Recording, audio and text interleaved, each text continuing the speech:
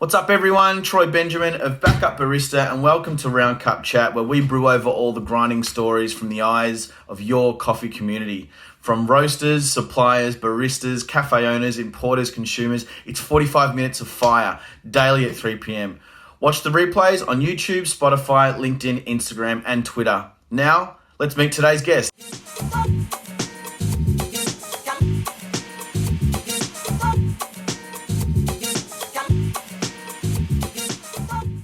Hey, Yeah.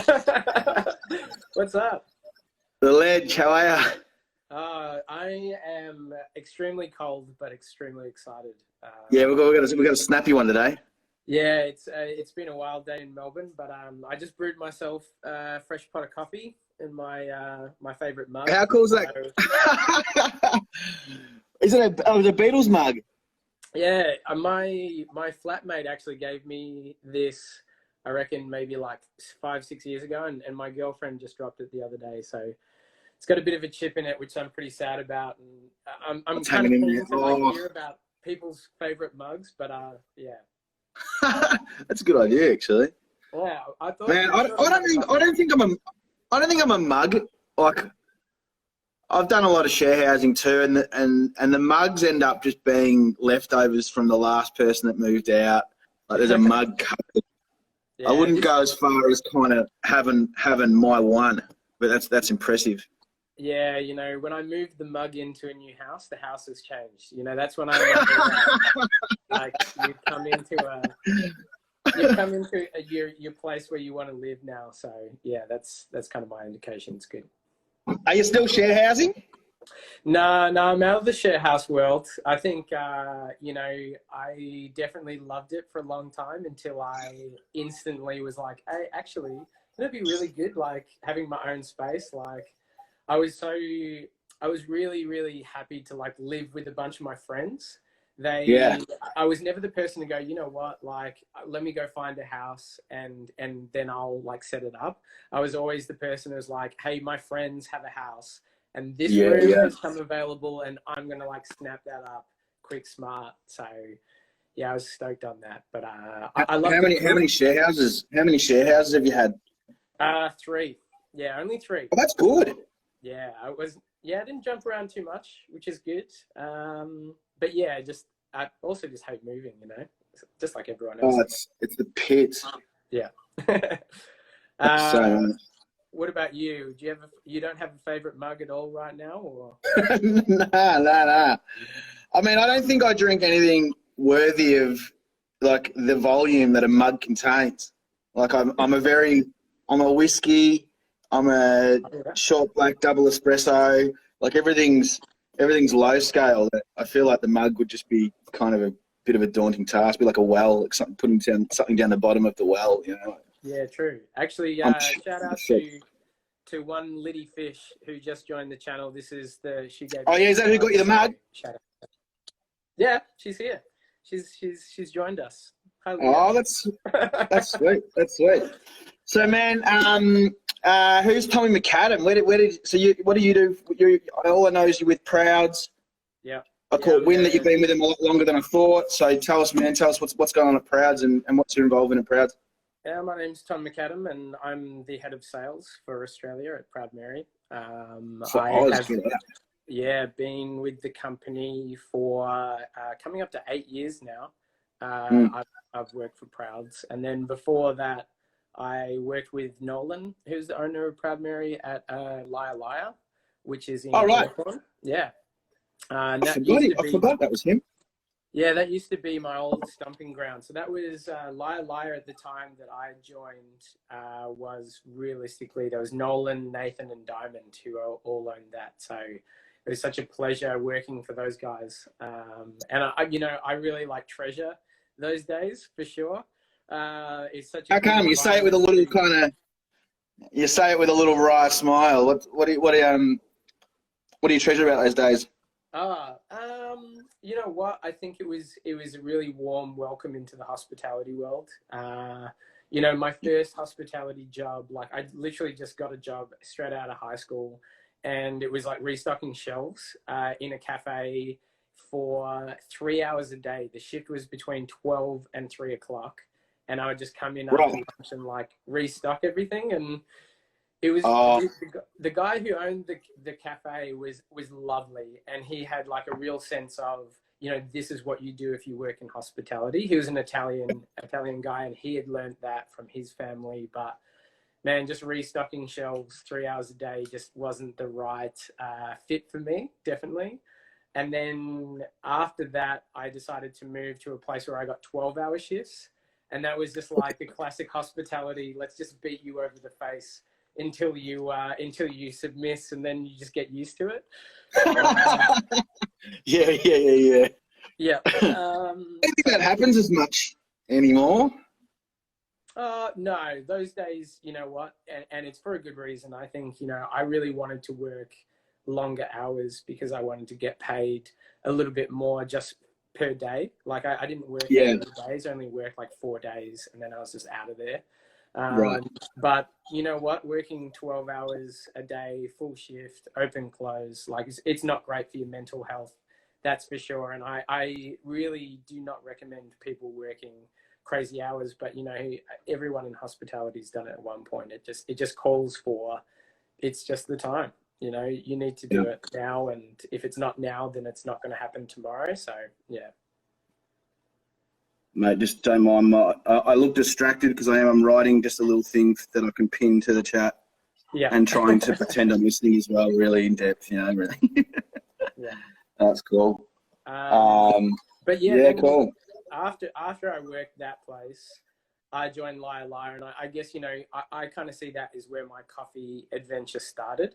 You know, before I worked at Liar Liar, I just worked in hospitality. You know, it wasn't like I worked in coffee. You know, that wasn't a thing back then. That was 2005. You know, it was just, you know, you work in a cafe. But realistically, those guys at that time were aiming a lot higher than most. You know, they wanted a different experience. They wanted to give their customers something that they knew was out there, that they even at the time, Nolan was really striving for something that we didn't even have the tools to achieve. You know, we didn't have the right information, but it had an air of, man, we're going to do this because we want to. And you know, the crew around them was really like their bros and their besties. So I got to like join really like that family, you know, like I got to join into that team, and you were like, wow, you know, these guys have a really strong connection. What am I going to learn from being in here? And that was the grin that I've got, you know, like that was like the start of just hearing from different people. And, you know, they all had really amazing attitudes, and I think they all like lived life pretty full pace, I would say. You know, they were the people that were like, yeah, we're going to work now, and then life continues after this, you know. So that was something I think they're the most gravitating type of people, I think, in the world.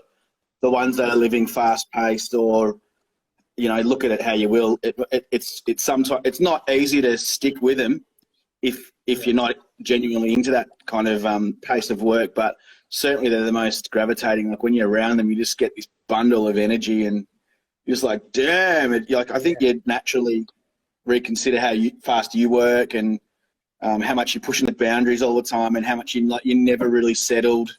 Just this thirst for progression, which, like, heads up to Nolan and Nath. Like, they're just industry. I mean, that cafe did. I think you bang on, man. It put coffee. It put coffee along with Sal from St. Ali and Mark Dundon and these guys. They put the coffee on the map in Australia from. Exactly, you put it so well. It's not hospitality anymore. This is now the channel. And, you know, that would have been unreal. What a gift that you stumbled across them such an early time. Yeah, definitely a gift. Definitely very lucky. I think what was really lucky is that the coffee had just shifted at that point in time. You know, previously cafes were like, you come in, you get your coffee hit, you know, toasted focaccias. It was kind of like a bit grungy. Like, I remember going to a place called Blue Heaven on Bridge Road. It used to be this old, crazy cafe. and it was just like grunge city. It was just like, you know, the more cool it was, like that was it. You just go to the place that was as grungy as possible. And when I worked in Yeah. Liar Liar at the start, I think what was really interesting to me is that they had coffee, which was the first time we had a single origin, and we would give a single origin to someone and say, this is what the coffee is, you know, and people like looked at us weird. They were like, what do you mean this is Brazil? You know, like it didn't compute in their head. So it was a really interesting experience then to like go from that to go, oh, right, like we have to educate the customer about what we're actually doing behind here, because they've just got no idea. That was a wild ride, because there were some coffees that we got which were like, oh, right, you know, from in my head too, it was just like, you're a short black drinker. I was never a coffee drinker until I started working there. Like I would work in cafes and I'd be like, nah, man, like coffee's not for me. Like I don't Yeah. coffee. Yuck. I remember those days too, man. I was a hazelnut soy latte. Oh, Like yeah. when this was in Gold Coast, and I just come out of the coffee club, and then hazelnut, like those syrups came in, and everyone was saying it like, I'm gonna have, like it was the single origin. It was like, I'm gonna have a hazelnut soy, and you're like, I thought that was cool, and I remember being proud about saying it at cafes. Yeah. The little difference. I still love people that drink that style of coffee though. Like, you know what, it has its place for sure. But one thing that I always try to remember is that if you want it as a customer, I'll make you the best version of that. And totally. I think what we really got to at a point then as well was, hey, we just don't do flavored syrups because this tastes awesome and it is just coffee. Like you don't need to add anything to have that, you know. And it is one of those things where you have to go back to at that particular time, you know, a lot of coffee wasn't really sourced very well, a lot of coffee just wasn't roasted very well, so to make it taste palatable, you just had to add vanilla and hazelnut to it to be like, yeah, this is a good drink. I like it. Yeah. But that's spot on. Yeah, I think, you know, one of the other things is that I was really into music. Like music plays a really big part of my life. I mean, obviously Beatles Cup here, but we played some awesome music at Prouds, at Liar Liar, sorry. And Liar Liar is definitely like one of those things where we were like, if we're not blasting some kind of dance music at volumes that, you know, aren't going to attract people, it's not what we want to do. Like it's definitely that was when everyone turned the volume up. Like that was the time. Like Liar Liar was like, the party's here, we're turning it up. Come on in, like, you know. Is that right? Wow. I never got a chance to go there, but it sounds fun. Yeah, we even had a staff meeting, which was at that time we said, it's a party, like it's a day party with no alcohol. You know, like come in, it's a huge party where all your friends are at. We're going to blare the music. We're going to have some awesome coffee. Come hang out, come party with us. And then you go. Like that was the motto then. And I think my love for music just grew and grew because I definitely look back at working there as going, I just literally went there, was hanging out with my best friends for 6 to 8 hours a day. I polished some glasses. I literally put some other stuff on some tables. I talked to some people and then I cleaned the floors and I left, you know. It's like, yeah, what an awesome time. I don't know if you've ever come across, you know, Paul Helmers? No, actually, from where? He was ProCal for years, absolute ledge.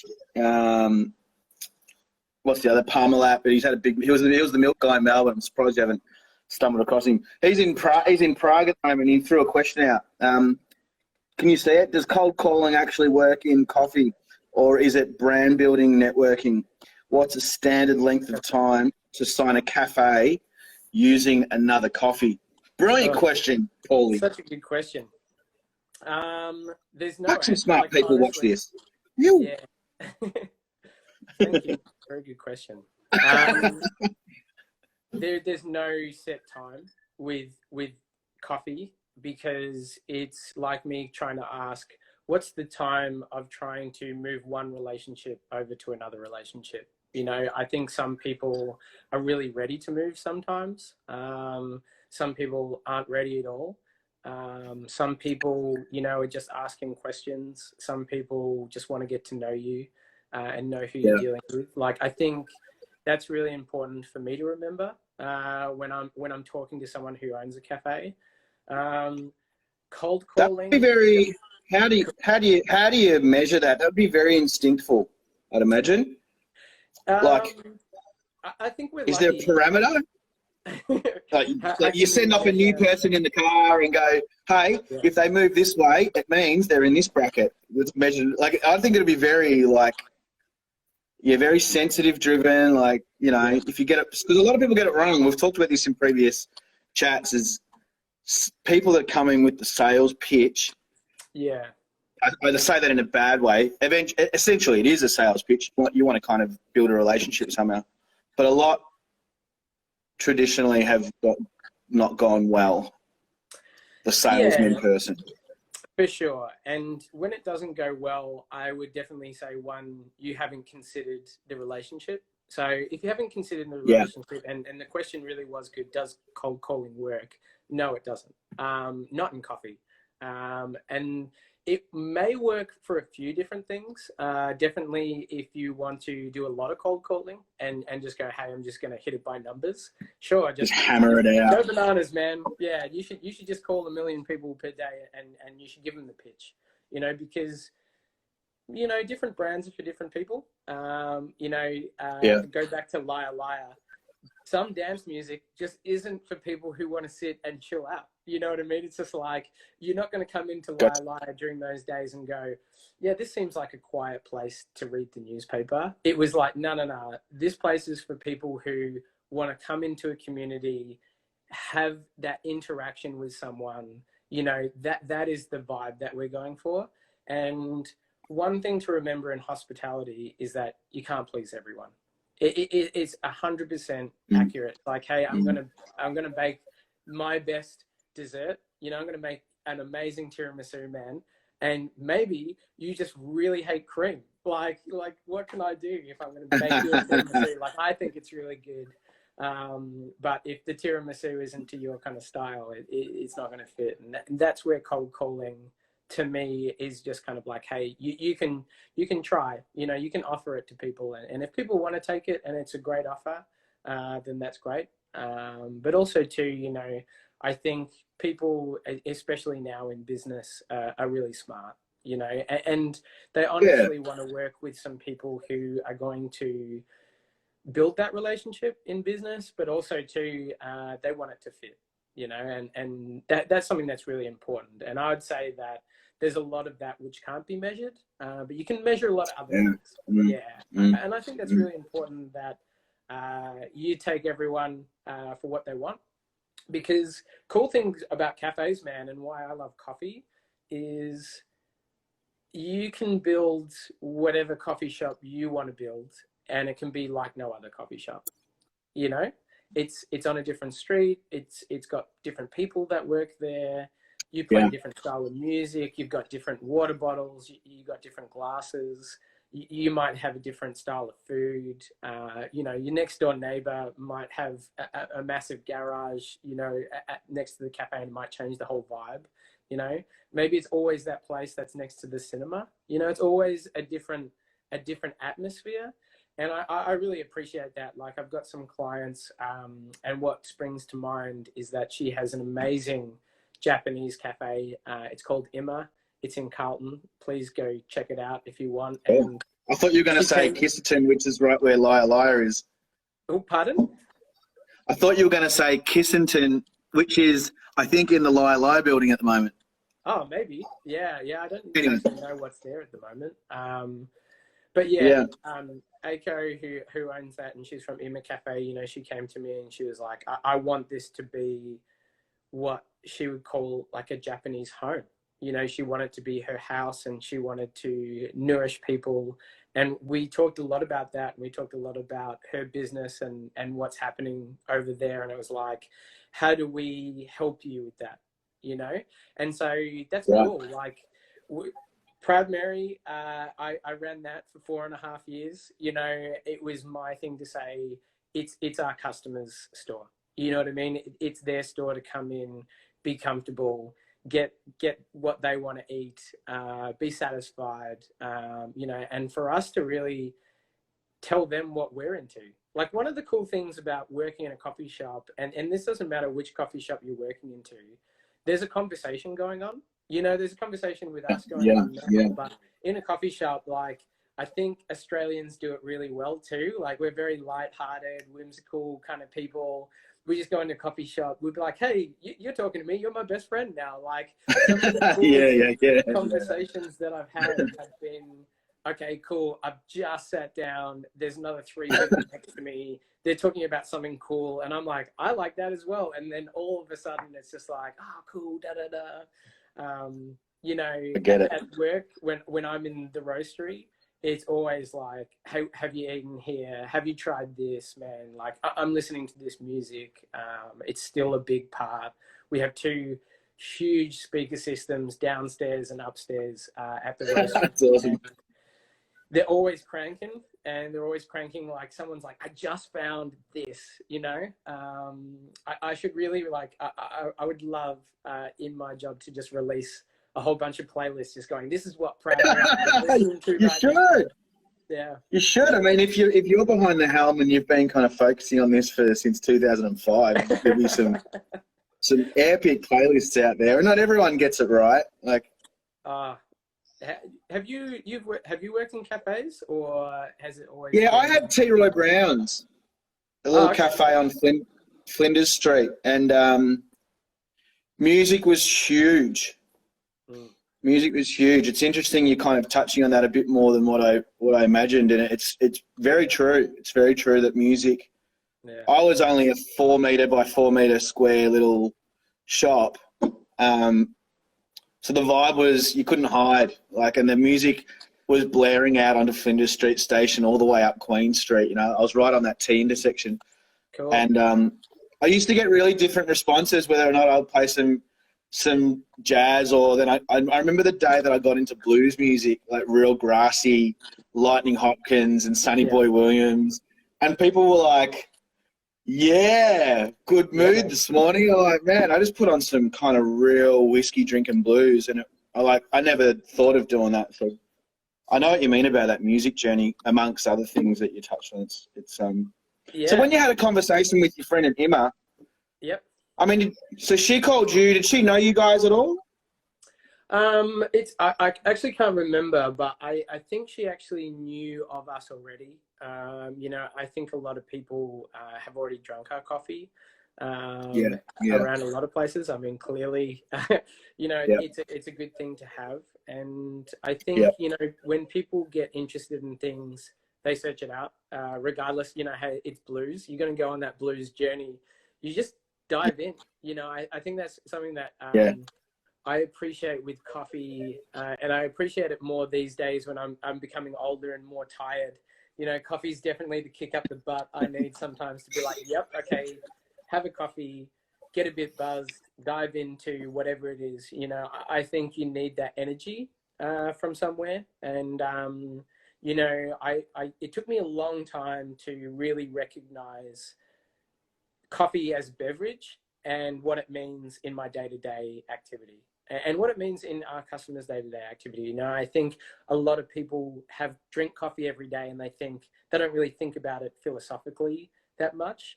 But really, I think when you get to a philosophical point with coffee, you go, yeah, it's about energy, and it's about environment, and it's about communication.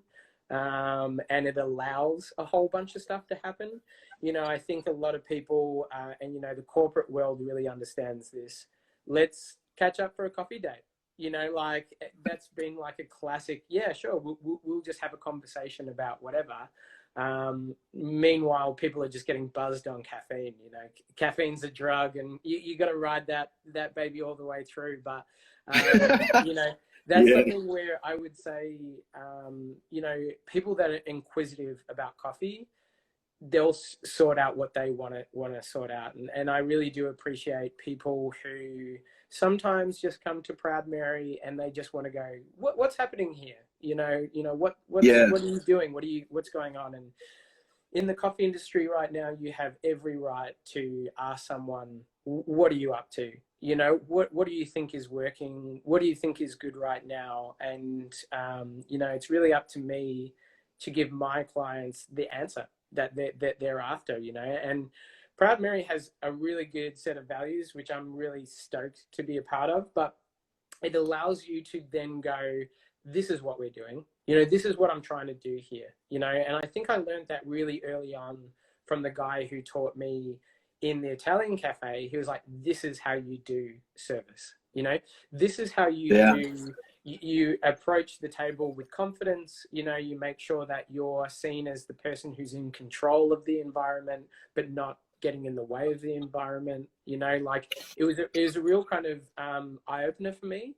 And I think what's really cool is that we have a mission. You know, it's like, cool, we're on our way to do this, you know, and our customers want to be a part of that journey as well. So how do we be better at that journey to discover what is amazing coffee and what is awesome coffee? And how do we allow that to, I guess, entice everything else that happens in a coffee shop? You know, I would hate to be the person that says, this is how you do it. You know, it's not the way. It's like, hey, you know, this is what we have. Come and take that and take it on your own journey. So that's where it becomes really important to think about. You know, Im is a great example. She wants to do this with her particular journey. How can we just assist her to do that? Yeah. What are some of the values that stand out with that are Sure. contributed to the success? I'm going to call it. I mean, you touch on people seek you out. Most people have tasted Proud Mary coffee. I mean, that's I even when you're talking then, I trust Proud Mary, and I've never even used it. But sure, yeah. I'm talking to you, and you're from Proud Mary. Proud Mary precedes your name. Like, I'm like, bang, he's from Proud Mary. He must. I know they wouldn't fuck around. And I know Leon really well, and he's been there for a long time, and I know Leon does things really well. And I don't know Nolan super well, but so Proud's got that name. You talk on those values. What are they? And your mission, you know, it's interesting. I'm glad you say that you trust us. One thing that's really important as a coffee company is to know, or any food product really, you know, when I was at Liar, this is a good example, is that, you know, Bonsai went through its crazy stage of having too much iodine in there, and it was like, oh, wow, you know, like, what's happening here? And I think they did a really good job to bring back that trust, you know, that was happening there. But the first thing I'd say is we have a rad team. You know, we really appreciate and respect everyone that works there. And we all work really hard to try achieve the mission that we're achieving. And the mission is to find and source the best coffees on the planet. It's a difficult task. Like, in a difficult world, we would never come out and, I guess, say that would be easy to achieve, you know, finding the best in the world. And we really trust the people that we have working for us. You know, I think that's really important that, you know, when you deal with someone from Proud Mary, that they give you an answer that you want, and also a product that you want and that you want to achieve as well. So that's the first step in anything. And I really believe that in business. Like, it doesn't really matter what you do. You know, it's really important to, excuse me, take care of the people that you work with. Nolan definitely is the leader of that. You know, he's definitely taken care of me in my journey at Proud Mary. And, you know, I feel really blessed to be in a position where I can take care of my team. You know, we were talking about long hours. It's like, say, sometimes the call comes out and you need to answer it. Like, you need to be there for your team to say, hey, you're in a bit of strife right now, or and you know, something's happened and we should get onto it straight away because that's what our customers want. Yeah. You know, that's for me personally really satisfying. You know, I'm definitely not the type of salesperson that would typically come around, I don't think. You know, I trust on a lot of things, which is about like respect and being, I guess, really open with people. And that's really important that we start to build that within our own company. So the first step for us is education. You know, it's not just education for us, it's education for our farmers, it's education for baristas, it's education for business owners, and more importantly, it's education for clients drinking our coffee. So the people that are drinking our coffee, if they know where it comes from and how long it took us to find it and get it here and roast it in a way that doesn't diminish the quality of the coffee. You know, I think a lot of people trust the coffee roaster to say, hey, you know what? These guys roast really amazing coffee. Where I would say, yeah, we roast really amazing coffee, but also we buy really amazing coffee. You know, we would never be the company that we are now if we didn't purchase the right green beans.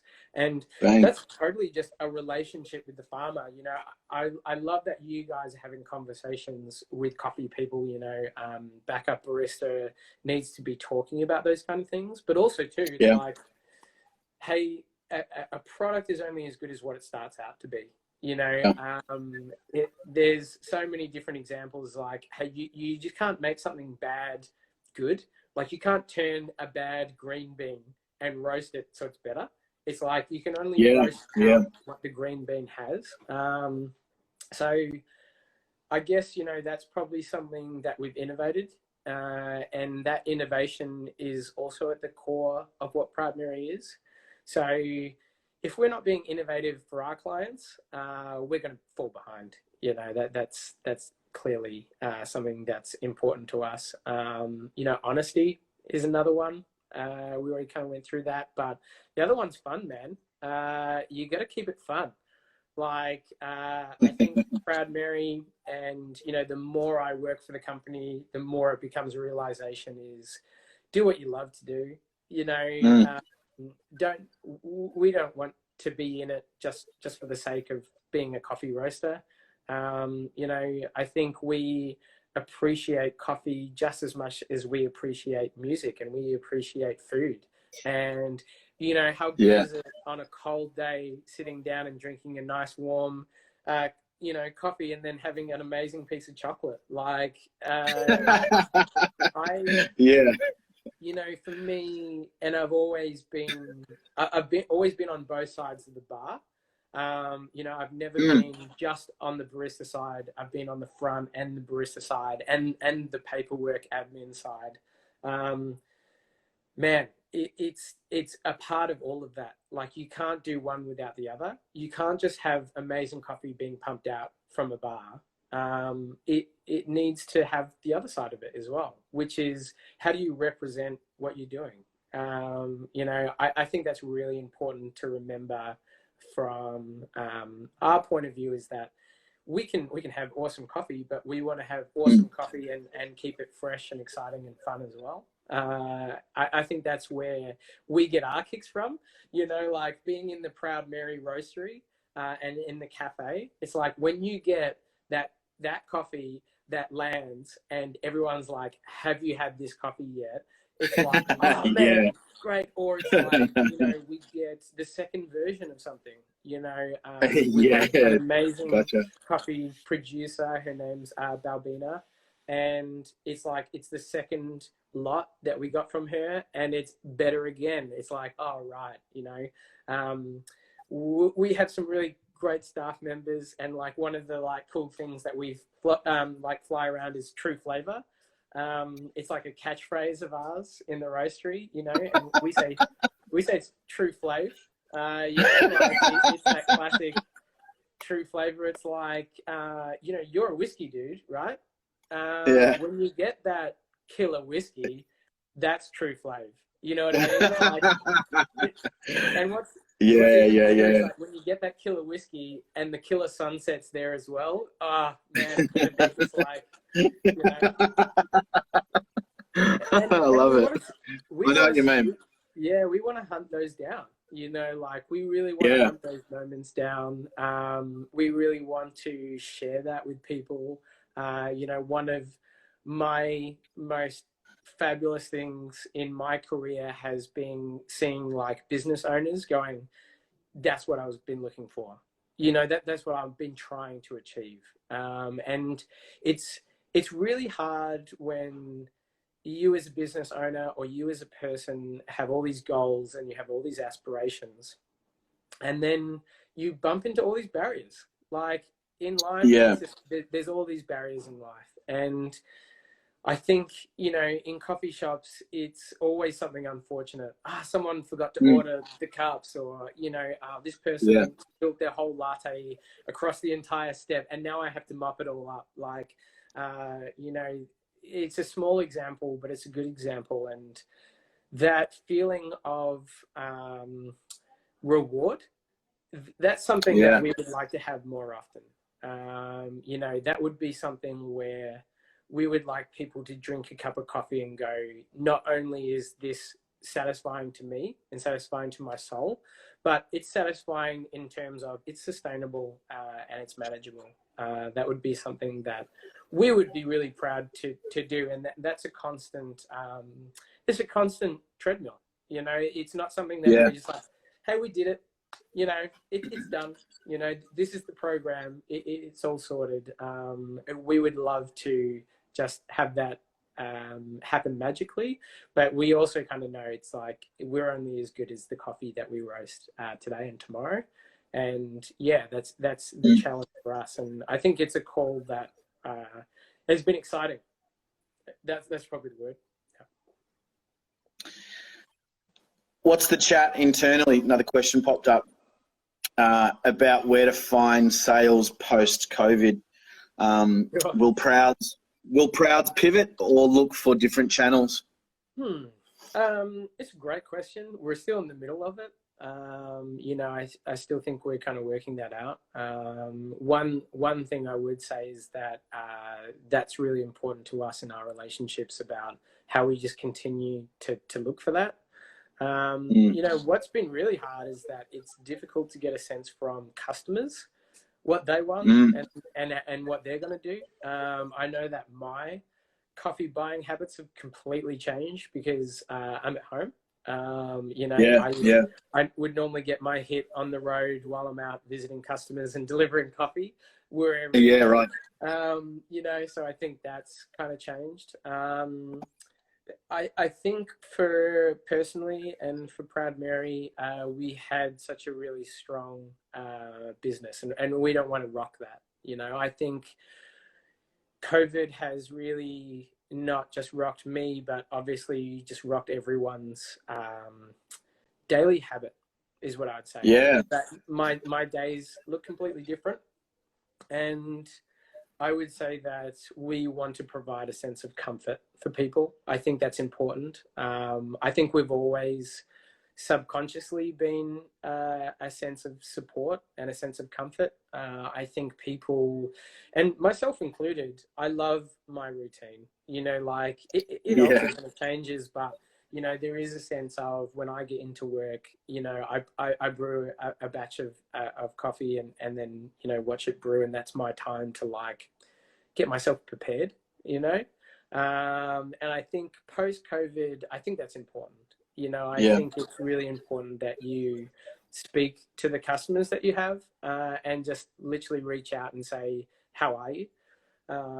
I've been on a couple of calls today, which have just been, it's not business, it's hi, you know, yeah, it's, you know, how you going? I'm sure for you too, you know, I see you in your house right now. I'm sure for everyone at home that, you know, I really like spending some time by myself and chilling out, but not this much time. You know, God, get me out of here. This is a goddamn bus. Let me out.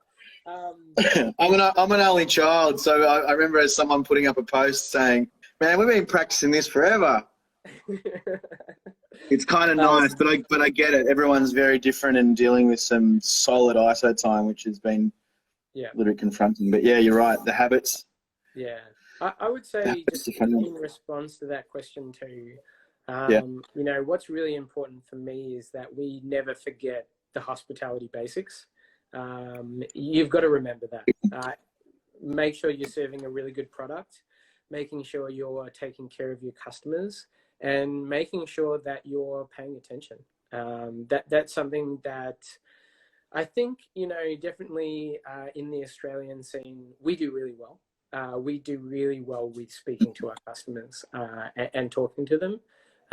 You know, for me, the challenge is, well, how good is good? You know, how good are we paying attention to that?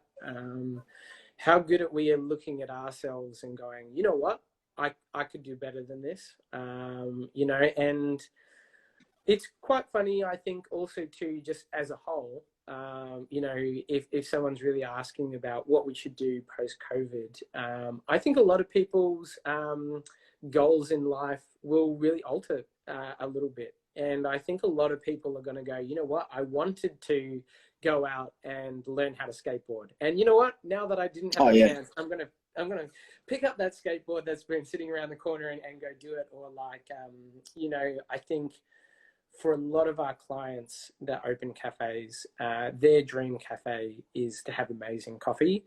And I really think that a lot of people are going to go hunt that down. You know, I've definitely missed my coffee from our cafe. You know, just having an amazing coffee that's made for you is something that I don't know what it is about Australians, but we love it. That's for sure. But yeah, spot on, man. Like, I was thinking about this today. I was just like, I want to hear about people's worst coffee experiences. Like, hit me, man. Like, there's That's such brilliant. stories, you know. You're in the middle of nowhere. You're dying for a good cup of coffee. You go somewhere and you're like, this is it. You know, it's that anticipation and that build up. And then all of a sudden, it's like the world crashes in because it's the worst tasting coffee that you've ever had. It's like, oh, like, you know, I want to hear those stories. I really do. You should speak to my mum because she seems to find them. Whenever my mum comes, I feel this is not a rag. My mum watches these too sometimes. So, but whenever she's like, Troy, oh, me and my friend Kate, we found the best coffee shop. They've got like galahs in the corner, and you can also op shop there too. And they've got brilliant coffee. Do you want to go there for a coffee? And it's just like, I can do the math from here, Mum, without leaving my couch. Like, it's not going to be good, but yeah. We should do a great video series of just visiting random ass cafes in the middle of nowhere. You know, like I love it. Like, I honestly, people pitch some great ideas. I've got to be honest. You know, even if it doesn't work out for me, I'm like, I am visiting that cafe 100%. You know, I want to see. You just want to know. That's connected to a trampoline park. Like, I want to visit that place, you know. I just really, I really pray for some business owners. I really want business owners to remember, you know, a cafe is a long-term thing. You know, I think that's really hard for us on the outside to understand, but it's like, it's a 5-year venture. You know, it's not like I open a cafe and it's like, oh, hey, you know, I'm just going to open a cafe and it's going to have this amazing theme. And at the end of this year, I'm just going to bounce from it. It's like, well, at the end of your first year, you've only just gotten into maybe people understanding and knowing you. And we were talking about trust before. How long does it take for you to build trust? You know, like, that's a really difficult thing for a cafe to just do overnight. Especially when you're new, you know, like, one of the hardest things for any new business, and I recommend this for everyone, is you don't know who you are on day one, and you won't know who you are 6 months in, but as time kind of grows, those barriers and those challenges, as you get over them, they become to grow you, and that becomes who you are, you know. it's amazing to watch the journey of, some of my staff members and some people that work with me about where they're at now. I think that's really amazing. And it's awesome to see some cafes which have morphed into something truly amazing. Like I think I was just thinking that. I was going to throw that out to you, and we've got probably another 8 minutes or so, but yeah, the barriers and you talk about the assistance that you give your cafe customers, but what are some of the things that you see? I mean, clearly there's cafes that don't care too much about progressing other than $1. Like they'll be at the bottom of the base of a corporate building and they just smash it out. And it's the cost of milk versus banging them out, But for the clients that you guys have got, what are some of the typical barriers and roadblocks that you see between yourselves and the cafe that are hindering their growth? Sure. Well, the first thing to say is, hey, if you've got a coffee shop at the bottom of an office building, that's exactly the type of place you want to do that. Right. Imagine being in an office building, 30 feet in the air for 4 hours, and then you get to go down and take a break for like half an hour. Like, man, you want something in the middle of the day that's going to get you through, dude. Like, it really is just like, I think, if you do that equation, it's just how much can I get milk for and how much can I get coffee for? You're not thinking about who are the people that are going to come to the call. As soon as you open a coffee shop and you're saying, this is what I'm going to do and I'm going to do it amazingly well, there are people out there looking for that. There'll be so many bits and pieces where I would say that if you're doing something amazing, other people want to be a part of it. And I think it is a real shame that people don't think in that mentality in any coffee shop. I would also say that's the first barrier is what is your goal as a company to make things as great as you can? And I think that's where we talk about the basics of hospitality as well. It's like one thing that, is really important to me is that when I run a cafe, it's like, hey, it's my house and, I have all the ingredients and I'm making all the food. But the whole idea is that I'm welcoming you in to say, you should come and eat this, I want to treat you to that. And I think there's definitely something missing in terms of the love there. It sounds a bit corny, but realistically, I think that when you go out there and start looking at different businesses, how much do you get as in terms of a reward when you get something really nice? Really good coffee shops, you go there and for $4, you get something that's been made fresh for you, that's bright day, that just gives you that sense that it's going to be fine. And I think that if you've forgotten that in hospitality, you're in a challenging environment because I agree, man. That would be something that's really difficult. That would be the first thing that I'd say is holding people back, is being ambitious. I would also say that a lot of cafes, it's a team game, that would be one thing that I would say is that you can't just do it alone. You have to be in it all together. And I think what's hard to see sometimes is it's difficult to provide a really strong direction in any business. You go back to some business fundamentals. How well does everyone in the team understand what we're trying to do? And how well are we actually doing day to day and how do we do that? So that would be something that I'd say is that, what are you driving for? Because I think in a lot of hospitality places, not caring is what kills hospitality. And also too, not having your shit together also kills hospitality. That would be something for me, is just saying, hey, you got to be on top of it so you can focus on what do your clients want? One of the more difficult things for us, in our team is to really think about, well, okay, what do we want to try achieve, and how much time do I have to dedicate to that? And one thing that is really difficult for hospitality owners and hospitality workers is that there's just so little time. You know, your time's always caught up by something. So, Yeah. you know, being precise with that. You know, I think one thing that's holding cafes back is not necessarily that they want to achieve that, but the lack of, well, how? You know, I think, you know, a lot of cafes go, yeah, we want to do this, but it's really unclear how you do that. And that's something that we try to work together with because, you know, we're saying everyone's business is different. Everyone's cafe is different. You know, we've got to sit next to you and go, yeah, how are we going to do what you want to do? You know? And I think that's it, isn't it? You just ask, like all parties. You can just ask, but something stops us. Yeah. Maybe I mean, I know a lot of cafe owners put in a lot of effort, and Yeah. you talk some great things about time, prioritizing time, and also prioritizing energy to things. And I think, yeah, you touch on it well. Like I think some burnt out people, essentially burnt out or bored or stumbling because they're not asking people that might know more, or asking for help. Ask the roaster, but ask your customer, is everything all good? Like, there's nothing wrong with admitting, you're not admitting that you're doing anything wrong. You just want to know if you can do anything more.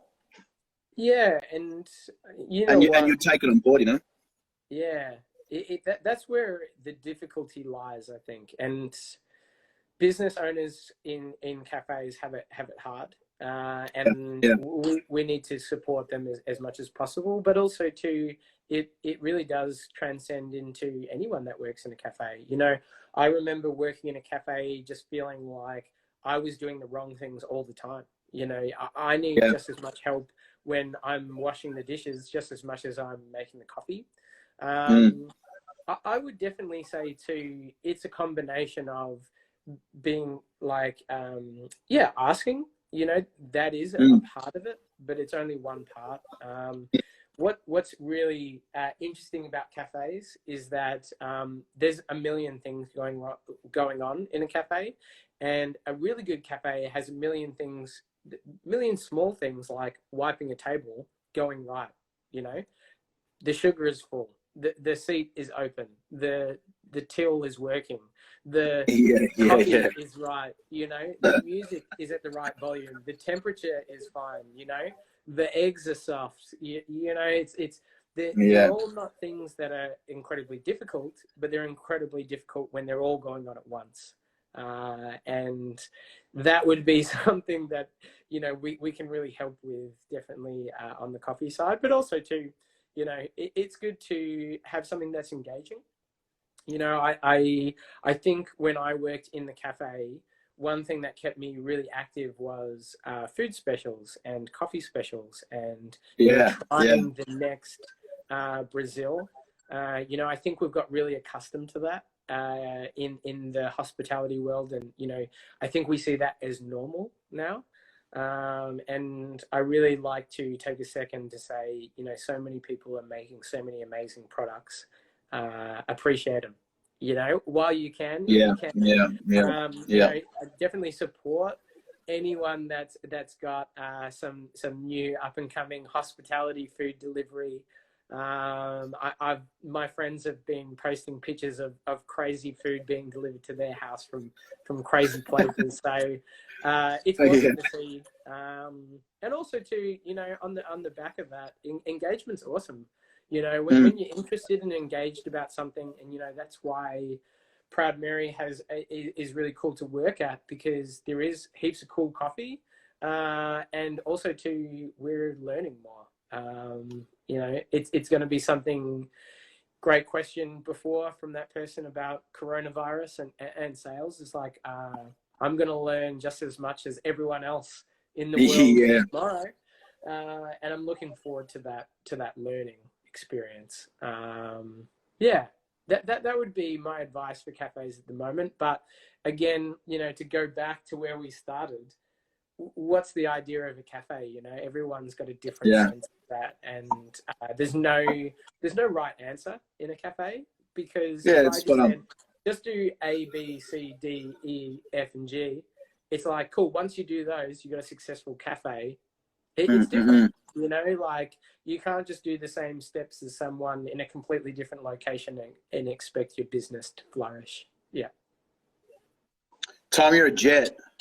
Yeah, this has been awesome, dude. Let's do it again. Let's go again.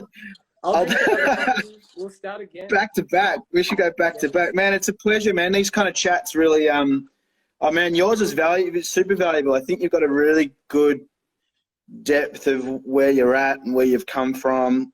But you touched on some topics really with clarity and on the sales part, which I think a lot of people are going to find value in, which is the whole point of this, is to hear from people that we don't normally get to hear from in a good kind of concentrated block. So appreciate your time. Yeah. Hey, you know, anyone that's watching this back over the next 24 hours, you know, I think the hospitality industry got to stick together and we got to work together.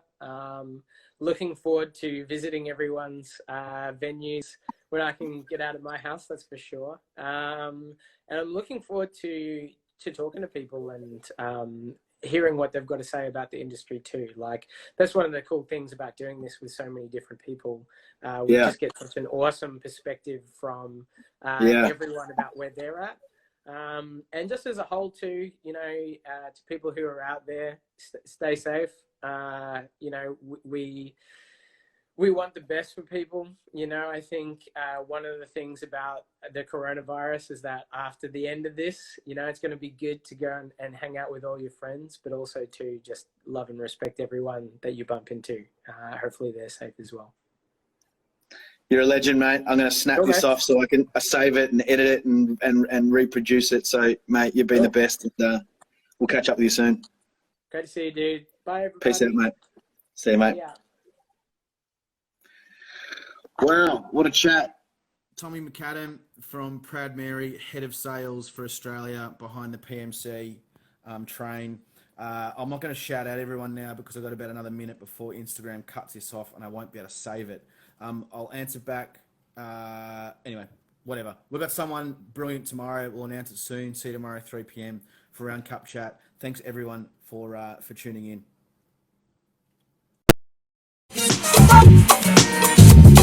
Got